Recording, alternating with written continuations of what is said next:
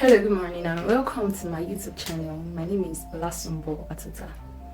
I know some of you have seen children act in a certain way and we just cringe, right?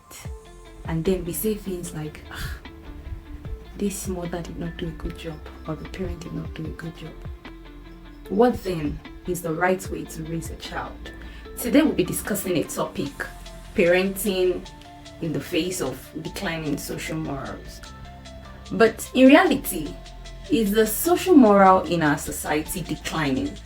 Would you say it is declining? Would you say that the social standard in our society is getting better, or it is deteriorating? For me, I think that our parents did a very good job raising us than we have parents do this day. So how then do we measure good parenting? What is good parenting? Who is a good parent? Right? Those are the questions that we should ask ourselves and that we should be able to answer. Now, as an individual who wants to have a child, you've decided that, someday I want to have a child. I think the first thing you should do is to decide, what kind of parenting style would I want to adopt? What kind of parents do I want to be? How do I want to raise my children? Then you get yourself a partner. When you've really answered that question, what kind of parent, and one of the easiest way to answer the kind of parents you want to be is to do a comparison, right? Or you should take a check of the kind of parents that raised you. Now, I know that our parents are not all that perfect. They may have their lapses and all that, but look at yourself. Look at how you turned out, right? I take a look at myself. I looked at how I turned out. How do I take losses? How do I take success? How do I act when I see people? How do I act in the face of difficult situation? Generally, what are my moral standards? So I can then decide the kind of parents my parents were. And then I can answer the question, do I really want to raise my child the way I have been raised? I know that's a difficult question to ask, and you may not succinctly or sufficiently give the right answer to that question, which is understandable. We can be biased, and we've heard people say things like, my mom is the best mom in the whole world, my father is the best father, or my dad is a very terrible man, is this, he doesn't care, my parents is this. I know, and we are all valid in our judgments or in our reasoning. But take a look at yourself and decide, did I turn out well? Did my parents did a good job raising me? If your answer is yes, then you can take a cue from your parents' parenting style and say, okay, if I turn out this well, is it a virtue? Did I turn out the way I turned out because my parents actually raised me the way they did, or I was influenced by other factors? So put all those things together.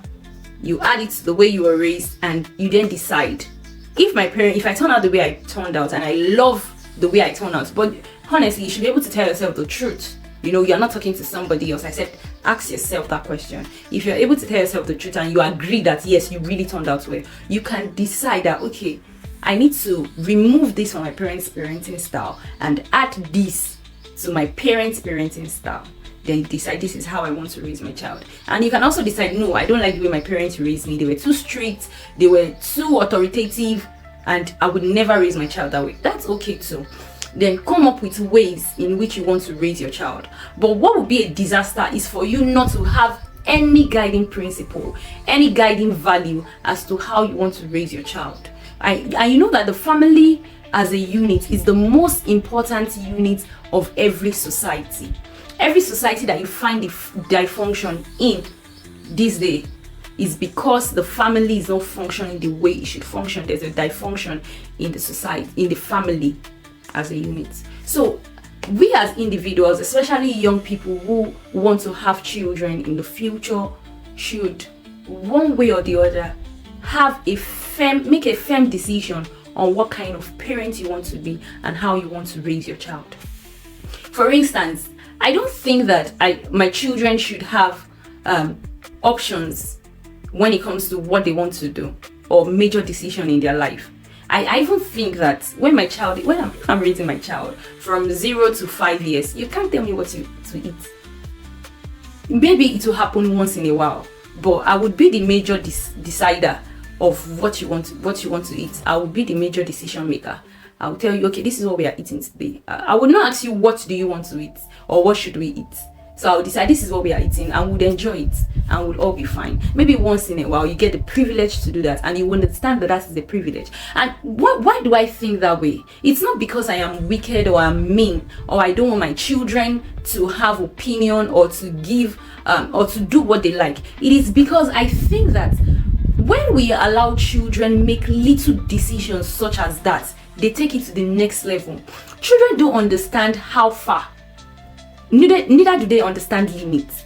So I think that we should help them make decisions from those little things, right? We help them on how to think.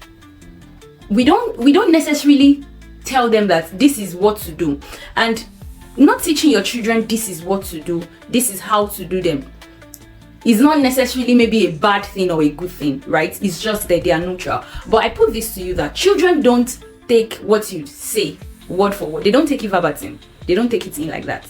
Rather, they take in what you do verbatim. And that is what will form the basis of all of their ideologies, all of their behaviors. So children watch you. They watch what you do, they watch what you say, they watch how you act, they watch how you react.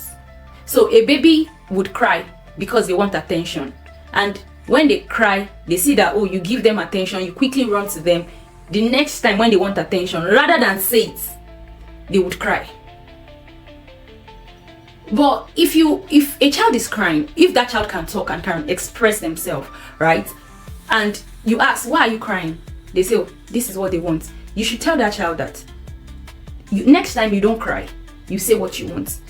That's the expected way to teach them, right? Then the next time, the first thing that will come to their head when they need attention or when they need something else will not be the instruction you've given them. Remember that you told that child that you don't need to cry, you need to talk. The child will not talk. The child will cry again. If you give that child that same attention, that the child the next time would cry, even though you've repeatedly told the child not to cry but to talk. But try not paying attention to that child when the child cries, and when the child stops crying, and then you ask, what do you want? And the child can talk. The next time they need attention, they will tell you that this is what they want. They don't necessarily need to cry. So I think that majorly children will learn from the things that they see us do. And that is the way that we can curb the downward movement or the downward slope of declining of moral standards in our society. One thing that I've noticed is that adolescents are rude and they talk. Oh, the way they talk is can be so annoying and can push you to the edge if you are not careful. So I've wondered, why do they actually talk that way? Why do they think that being rude is the only way that they can express themselves? They cannot be polite while driving their point home. And it is common. You would see it. Put 5 adolescents here now. You would see 4 out of them would express themselves rudely, even though they may be correct and they may be on their rights. But they no longer see talking politely as a culture. Is it because their parents have not taught them how to speak politely? I don't think that's the case. Most parents will say, oh, you cannot talk this way, you cannot talk this way. But the parents are rude too. And if you agree with me that they would pick cues from what you do rather than what you say. So here's my submission. My submission is that the decline in social standard or in moral standard that we see in the society is a fault of, or is as a result of faulty parenting. So as individuals, decide that this is the parenting style you want to adopt when you have your children, right? And I've told us one of the ways in which we can decide the parenting style we want to take is by taking stock of who we are. Do we really like who we turn out to be?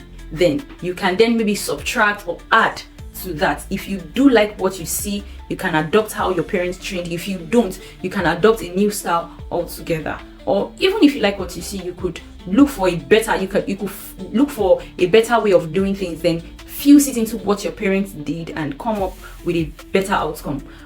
But what would be a disaster for our society and that will lead to a continuous downward slope in the moral standard of our society is for you as an adult to become a parent without deciding that this is the parenting style I want to adopt.